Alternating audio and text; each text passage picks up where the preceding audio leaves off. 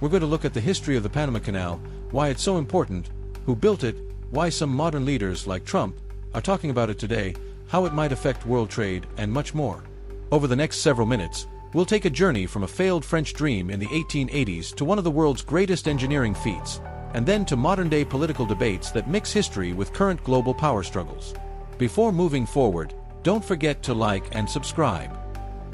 Early ideas and French attempts. Imagine a shortcut between the Atlantic and Pacific Oceans. The idea goes back to the 1500s when explorers like Vasco Núñez de Balboa first saw that a narrow strip of land separated two vast oceans. For centuries, people dreamed of such a route to save time and money on long voyages. In the 1880s, a French team led by Ferdinand de Lesseps, who had successfully built the Suez Canal, tried to build a canal in Panama. However, the tropical jungle, steep hills, landslides, and deadly diseases like yellow fever and malaria made the project impossible. As a result, the French effort failed, costing thousands of lives and billions in today's money. Think of it as trying to build a modern highway through a jungle without the right tools or knowledge. The project simply couldn't be completed. The American takeover and construction.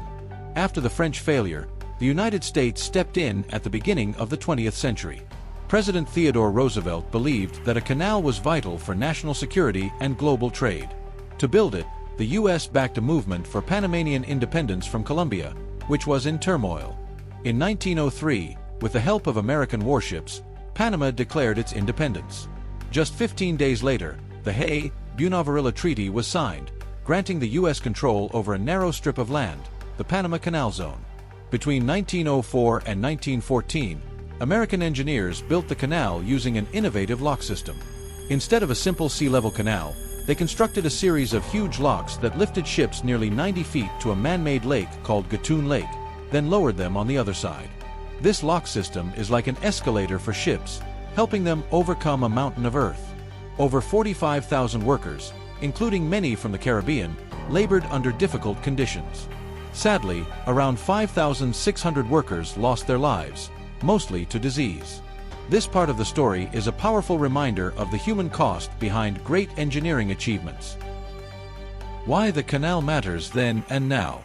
When the canal opened in 1914, it dramatically shortened shipping routes. For example, instead of taking a 7,000-mile trip around the tip of South America, ships could now make the crossing in a matter of hours. This saved time, fuel, and money, boosting global trade and helping the U.S. become a major world power. Fast forward to today, the canal remains a critical artery for international trade. Nearly 40% of all container traffic bound for or from U.S. ports passes through it. The canal's success is similar to a busy toll road in a major city. Its smooth operation is vital for keeping commerce flowing. The transfer and modern management. In the 1970s, the U.S. and Panama negotiated treaties, the Torrijos-Carter treaties, that set a timeline for handing over the canal to Panama.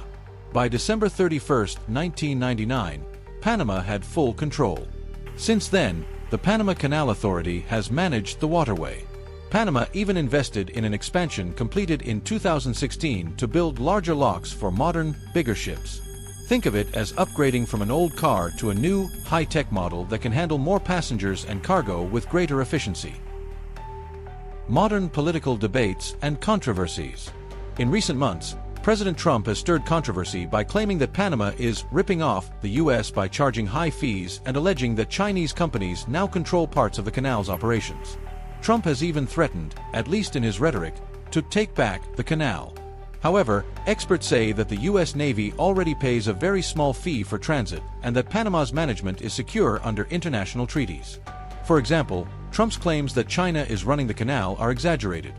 While a Chinese company does operate 2 container terminals near the canal, the waterway itself is fully managed by Panamanian authorities.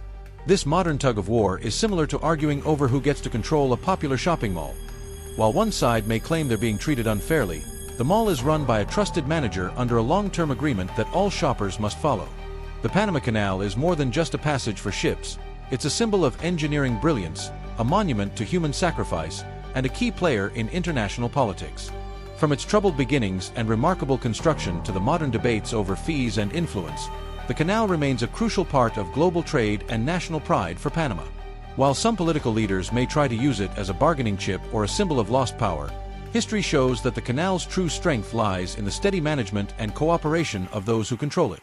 The lesson here is that great infrastructure, like a well-run highway or toll bridge, benefits everyone when managed fairly and efficiently. Stay tuned as we continue to explore other incredible stories from history and their impact on our world today.